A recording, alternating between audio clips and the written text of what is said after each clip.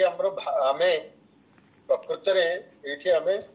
विभिन्न साहित्य संरचनार जेकोसी गोटे लेखार जेकोसी गोटे कथनर जेकोसी आलेख्यर जेकोसी चित्रर आमे एठी तार विन्यास ही आलोचना कर। तो विघटन गोटे दृष्टिभंगी गोटे दार्शनिक दृष्टिभंगी। डेरिडा जड़े दार्शनिक थिले एवं से मध्य दर्शन शास्त्र चर्चा करथिले एवं तांकर तत्वटा एभली भाव में आउटरेजियस बा एभली भाव में भिन्न भाव में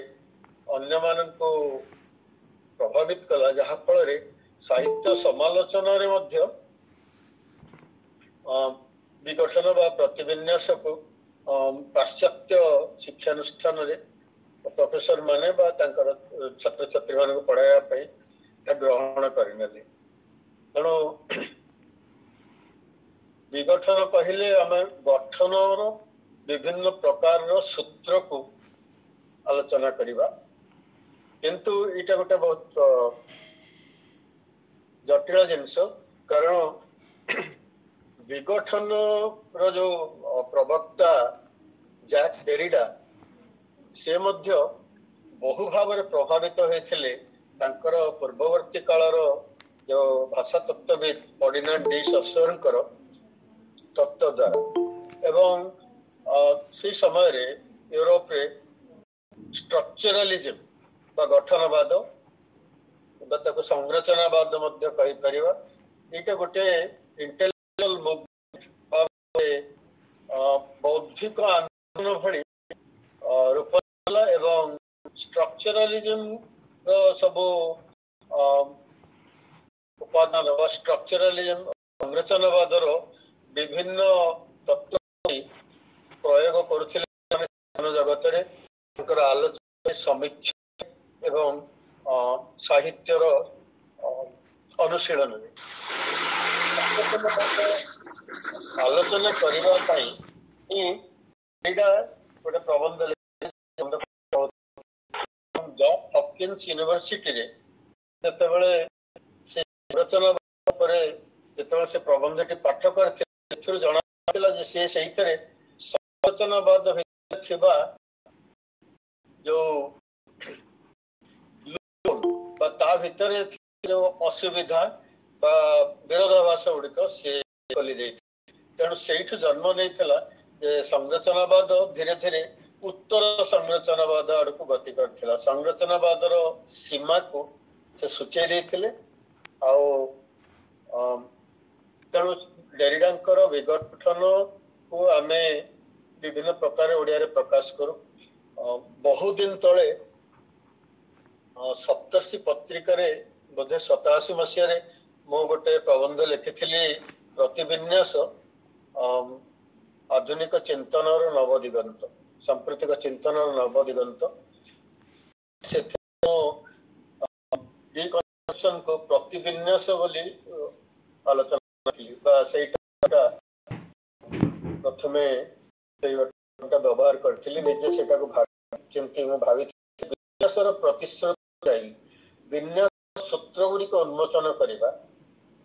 तो आम कहवा प्रतिविन्यास तेणु डिकन्स्ट्रक्शन से भाई जिनस गोटे साहित्य कृतिर जिते विघटन तार आम साहित्य कृति भितर विभिन्न उपादान संरचना को जानी एवं उपादान गुड़िक किभली भाव एवं किभली भाव माने सामग्री अवबोधटी तैयारी करछंती एटा को प्रतिविन्यास विनिर्माण केतन विघटन मध्य कहंती गठनटा आमे प्राय गोटे स्वीकृत परिभाषा हिसाब रे आमे माने ओडिया समालोचना रे आमे ग्रहण करि नैछु तेणु आमे ताको विघटन कहि करबा प्रतिविन्यास मध्य करबा तेणु ए डिकन्स्ट्रक्शन बा प्रतिविन्यास विघटन ए चिंताधारा आसीबार बहु पूर्वरु फर्डिनांड डी ससर जे कि जने स्विट्जरलैंड रे जन्म ग्रहण करथिले एवं से होचंती मॉडर्न लिंग्विस्टिक्स तत्वर जड़े अग्रगण्य पुरुष फादर ऑफ मॉडर्न लिंग्विस्टिक्स बोली मध्य कहा जाए एवं सी जो प्रकार रो आलोचना करथिले तांकरी आलोचना रो तांकर भाषा संबंधी तांकर आलोचना को आधार करी पीजी और रिसर्च मुबा कागज कलम धरि वर्ष विघटनवाद ताको आधार करी विघटनवाद गढ़ी उठे तेणु गठनवाद को आधार करी विघटन गढ़ी उठी अश्वरकर तत्व विशेषकर तत्व ई सबू रो प्रभाव रे डेरी से तांकर विघटन तैयारी करथिले विघटन रो अर्थ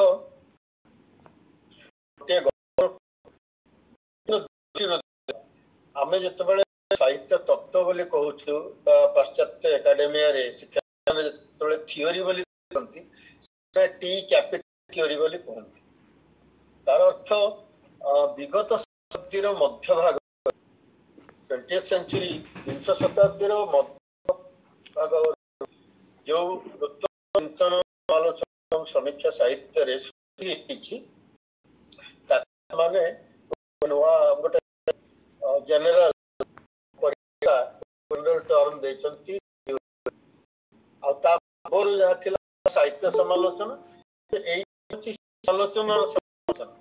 आमे कि भाव लेखा साहित्य कृति मान रचना को किभଳି भाव देखु आमर दृष्टिभंगी से संबंध रे चिंतन सृष्टि थियोरी कहते थियोरी से क्रिटिकल थियोरी जन खाली भी वर्तमान से थियोरी एते गढ़ी आसिलानी जे वर्तमान समय माने कहलानी किंतु कहीं पाश्चात्य तो पचरे पड़ी पाश्चात्य तत्व एवं प्राच्य निश्चित भाव